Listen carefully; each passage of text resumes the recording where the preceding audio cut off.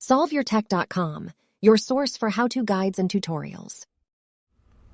Welcome to our video about how to sign out of iMessage on iPhone 15 Pro. If this guide helps you out, then please consider subscribing and liking this video. If you don't want to use iMessage, or if you're experiencing trouble with iMessage and you're trying to troubleshoot it, then you have the option to turn off iMessage so that all of the messages you send and receive are going to be SMS messages. These are the messages that come with green bubbles. To turn off iMessage on your iPhone, you just need to open the Settings app. You can then scroll down and select the Messages option from this menu, and then you just need to find the iMessage option at the top of the screen.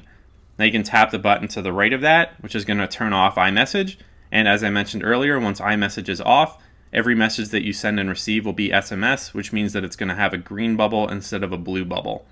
If you want to turn iMessage back on, then you can just tap this button again, and then you'll need to wait for the iMessage service to activate and be re-enabled for your device so that you can start using it again.